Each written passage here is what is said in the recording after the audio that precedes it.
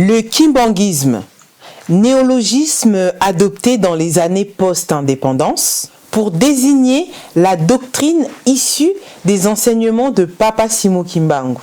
C'est comme ça que nous pouvons définir de manière simple et pédagogique ce concept.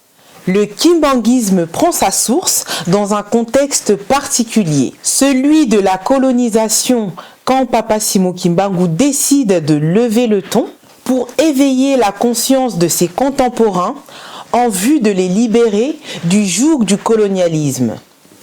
Entre philosophie, culture et religion, le kimbanguisme prône une nouvelle civilisation basée sur l'égalité entre les personnes, l'abolition des injustices sociales et la tolérance. L'éveil des consciences porté par ce catéchiste du village est allé au-delà des frontières du Congo, au point d'ériger la mission de Papa Simon Kimbangu en messianisme africain.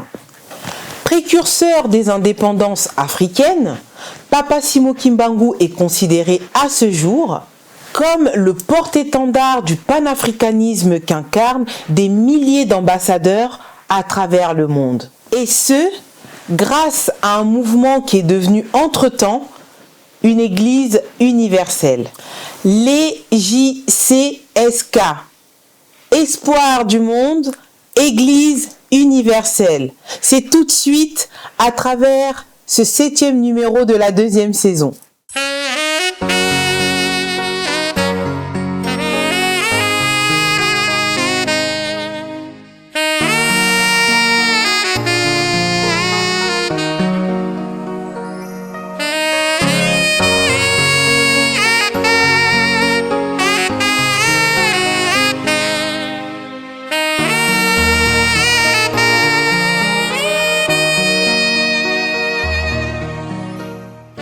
Dress code, vert et blanc, génuflexion et défilé incessant sous le son de la fanfare kimbanguiste, la Faki, sont là quelques signes qui distinguent le kimbanguisme d'autres églises, pourtant chrétiennes.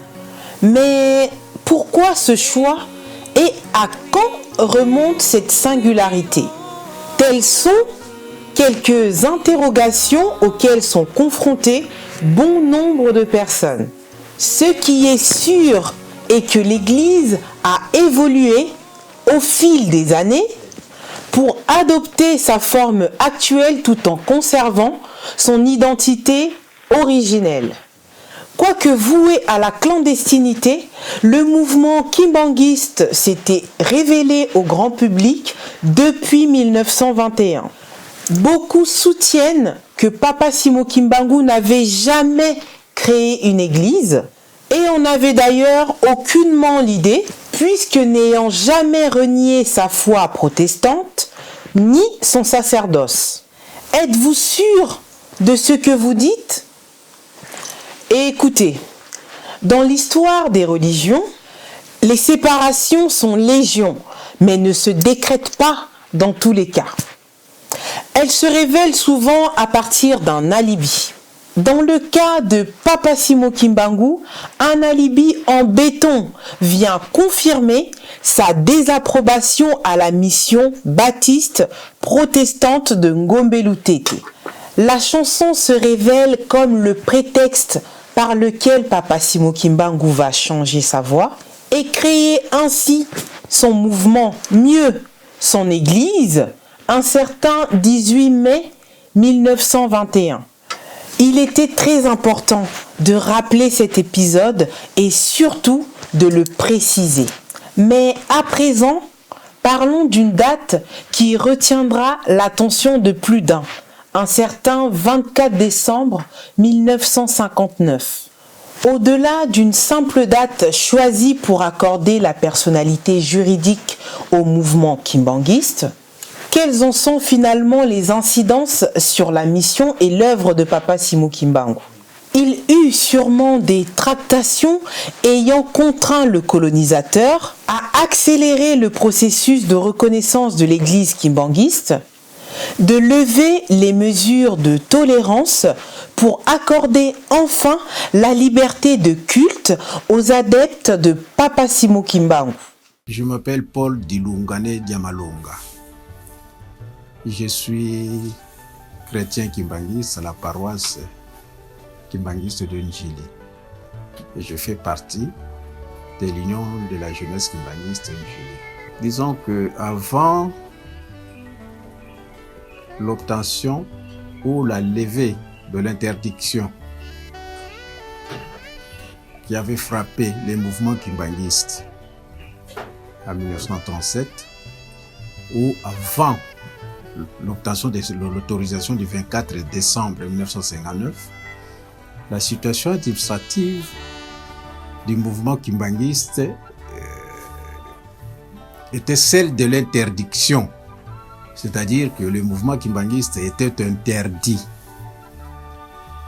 de fonctionner sur tous les territoires de la République démocratique du Congo, ou du Congo belge à l'époque. Et c'est en vertu de l'arrêté provincial du 16 novembre 1937. Voilà. Donc, la situation était au statu quo. Donc, il fallait se battre.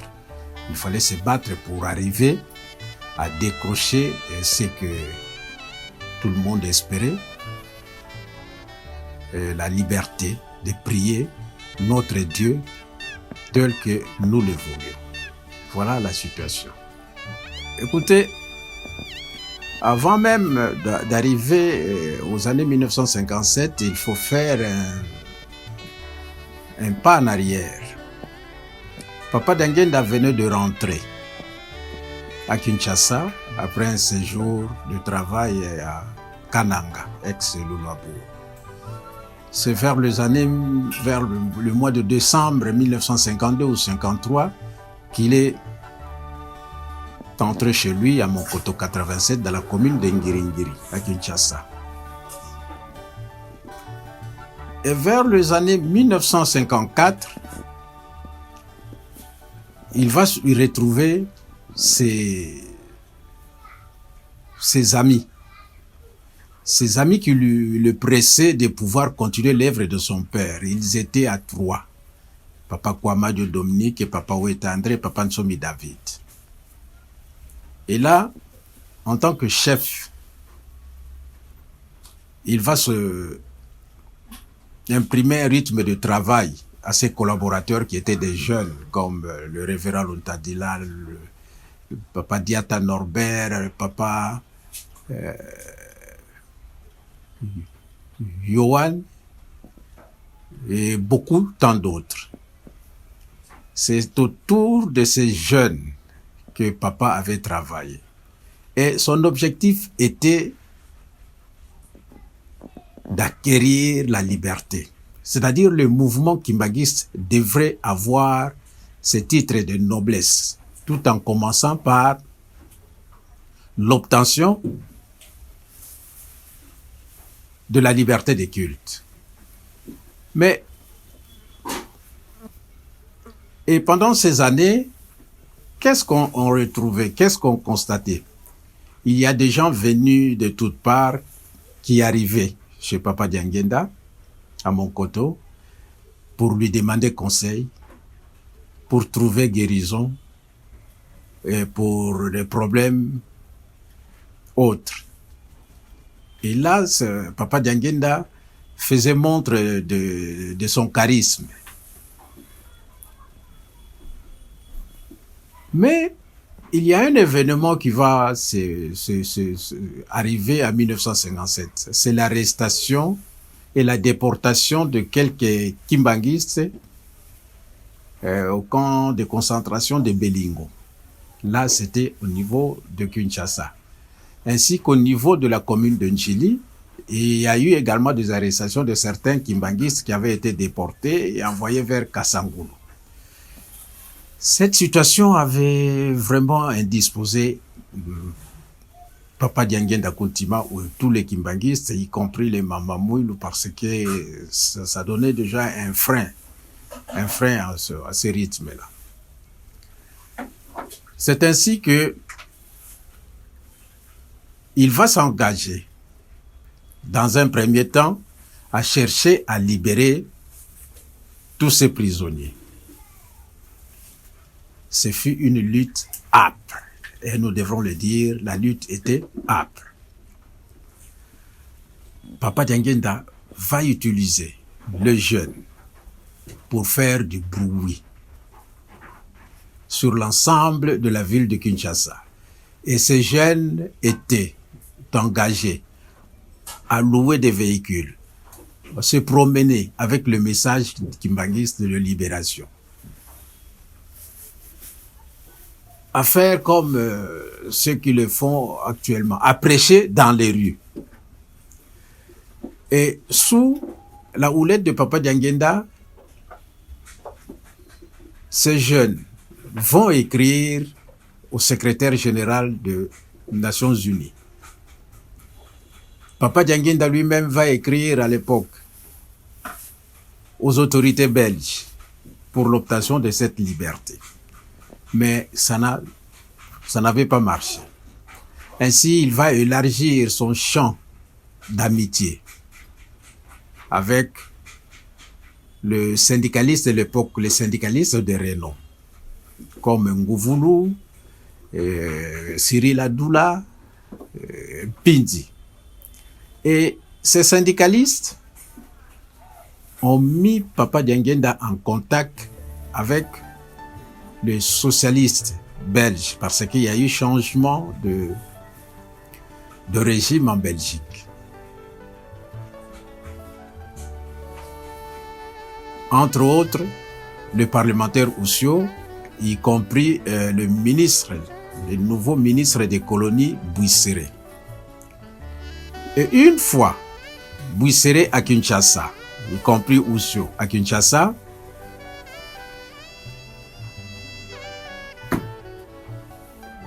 le ministre des colonies à Kinshasa, Monsieur Cyril Adoula, va mettre Papa Dianguenda en contact. Et ces contacts étaient fructueux dans la mesure où, d'abord, Papa Dianguenda va lancer en 1957, c'était le 18 mars 1957, il va lancer une pétition signée par 18 personnes. Il va lancer une pétition auprès des autorités belges, aux parlementaires belges et au Premier ministre belge Van Anker. Et dans cette pétition, il réclamait la libération de tous les prisonniers, de tous les déportés kimbanguistes, ainsi que la reconnaissance du mouvement kimbanguiste, c'est-à-dire accorder la liberté des cultes. Ça, c'est de 1. De 2, toujours en 1957, pour faire pression sur les autorités coloniales belges, Papa Dianguenda va envoyer 2 jeunes gens avec une pétition signée par 600 personnes auprès du gouverneur général Pétillon, dans lequel il réclamait ceci: la libération des kimbanguistes ou la liberté de culte, et ou le massacre des kimbanguistes qui devraient se rendre au stade, à l'époque Roi Baudouin, pour se faire massacrer. Vous comprenez l'enjeu. Le 11 mars 1958, la mouture de la constitution de texte de l'église kimbanguiste était déjà fin prêt. Donc le bureau et les hommes de Papa Dianguenda travaillaient déjà là-dessus. Mais qu'est-ce qui va arriver en 1958? Le 22 juin 1958, il va se tenir à Matadi-Mayo un grand congrès. Les kimbanguistes avaient jugé de passer à une vitesse supérieure, de porte-parole au représentant légal. C'est vrai, cette réunion avait réuni plusieurs sommités de l'Église de l'époque. Et c'est au cours de cette réunion de Matadi Mayo que Papa Dianguinda fut désigné, bien plébiscité, représentant légal du mouvement kimbanguiste. Et c'est lui qui avait aidé Papa. C'est lui qui avait demandé à ce que Papa Dianguinda devienne représentant légal, compte tenu de tous ces bienfaits et des engagements qu'il avait pris et de toutes les démarches là positives qu'on avait enregistrées. C'était Papa Daniel Kikongo. Et c'est en 1958 également, au mois de juillet, que Papa Dianguinda va connaître son accident à l'Okongo. Et ce congrès aussi avait l'avantage de mettre sur pied l'organisation et le fonctionnement de l'église kimbanguiste. Voilà ce que nous pouvons dire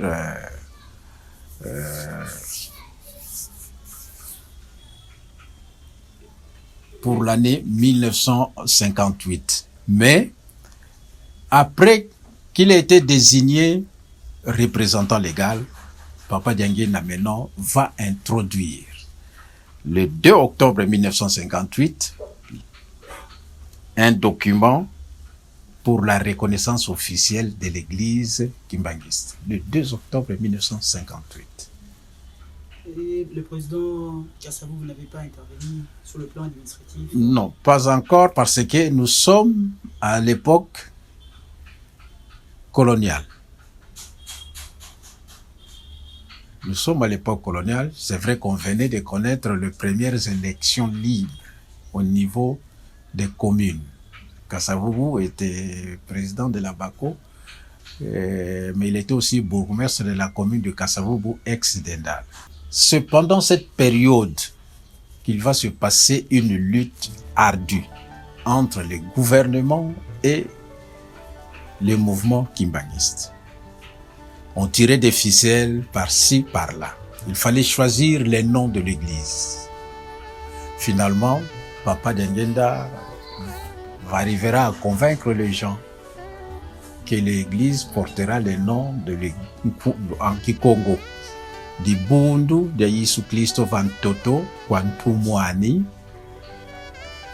Simon Kimbangu.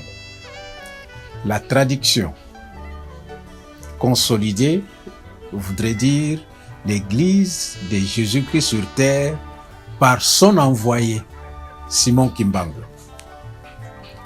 Mais étant un homme ouvert à des conseils, certaines personnalités, certaines autorités blanches de l'époque de la métropole avaient conseillé à Papa Dianguinda et au groupe d'adopter le terme prophète en lieu et place de Ntumwa, parce que dans la tête du colonisateur, les termes Ntumwa prêtaient confusion et cela risquait de pouvoir empêcher l'évolution et empêcher l'Église d'évoluer dans la démarche de l'obtention de sa liberté de culte. C'est ainsi que vous voyez une sorte de distinguo entre la traduction à l'époque, l'Église de Jésus-Christ sur la terre par le prophète Simon Kimbangu. Ça a été voulu.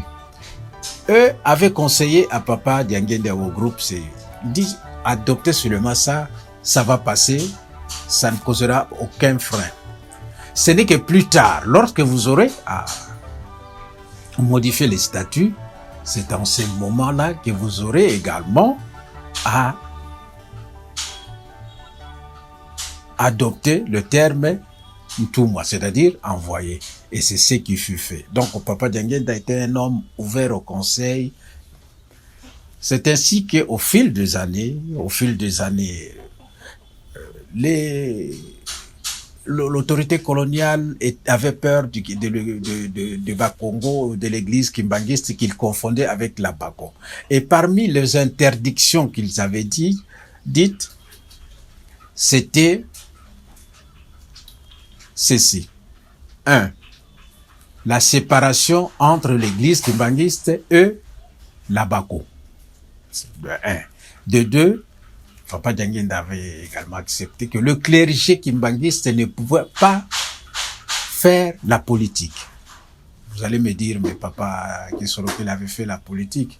Papa Charles Kisolokel était chrétien comme tout autre. Il n'avait aucun grade ecclésiastique au sein de l'église kimbangiste lorsqu'il faisait la politique. Voilà la lutte que Papa Dianguinda avait menée.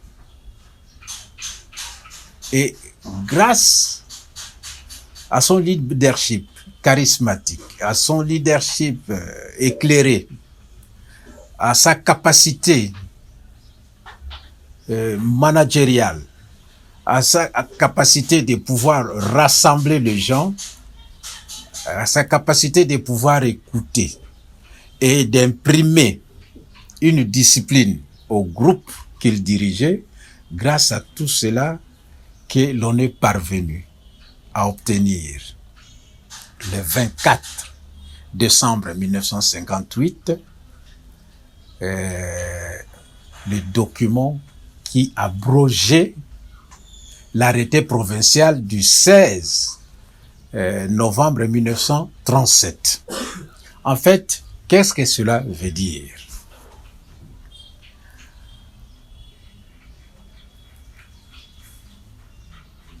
Entre 1937 et le 24 décembre 1958, l'église kimbangiste était interdite sur tous les territoires de la République démocratique du Congo. En fait, la première personne ou la première autorité qui avait accordé l'autorisation de fonctionnement à l'église kimbangiste, ce fut un chef du groupement. Le groupement de Nzundu, Papa Ndompe Telo, vous le connaissez. Mvuti. Et Papa Mvuti avait accordé cette autorisation un certain 20 mars 1921. Et il en avait le droit. Ça a été abrogé, bien que c'était verbal. Donc,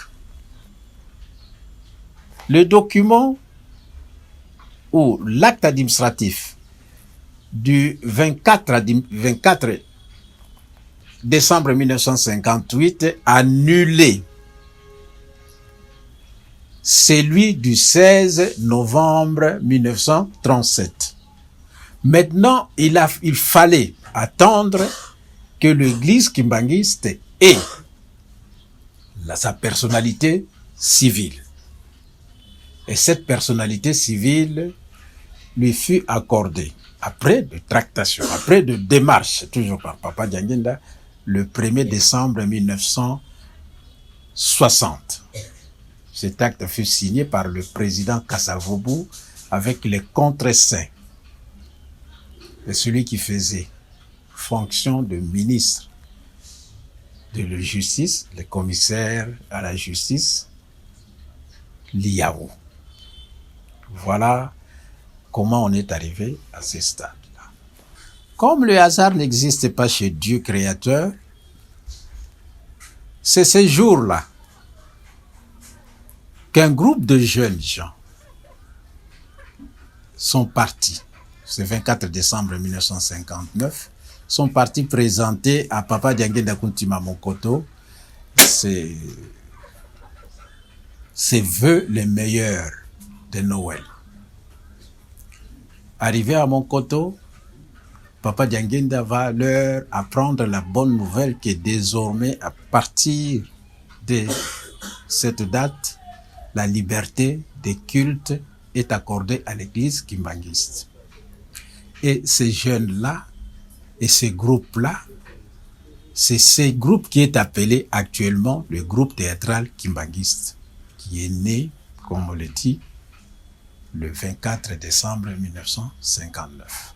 C'était l'euphorie, c'était la joie, c'était la liesse. Ainsi, Papa Banimbadio avait fait entonner la chanson Mansa Mbwema Mansila Mfumu. Yimbila ezulu mona kiese. Azula nubonge nkunga. Voilà ce que nous pouvons retenir de cette journée. Que dire de plus, sinon vous rappeler que le chemin parcouru depuis la reconnaissance de l'église kimbanguiste était semé d'embûches. L'obtention de la liberté de culte n'a pas suffi pour faire asseoir une église autour des idéaux communs. La ténacité, la bravoure et la clairvoyance de Papa Dianguenda Kuntima a permis d'imposer la singularité du rite et des sacrements kimbanguistes tels qu'observés de nos jours. D'où le départ de quelques insatisfaits dès les années qui ont suivi cette reconnaissance officielle. C'était donc la première vague de la dissidence contestant l'autorité du chef spirituel de l'Église. Cependant, la pérennisation de la mission de Papa Simon Kimbangu repose sur une foi indéfectible de ceux qui ont décidé de rester fidèles à son œuvre, de s'imprégner dès le plus jeune âge de la responsabilité qui leur incombe. Les jeunes, espoir de l'Église, l'Église, espoir du monde. Tel est le schéma voulu par nos pères fondateurs et réitéré à nos jours par sa divinité Papa Simon Kimbangu Kiangani.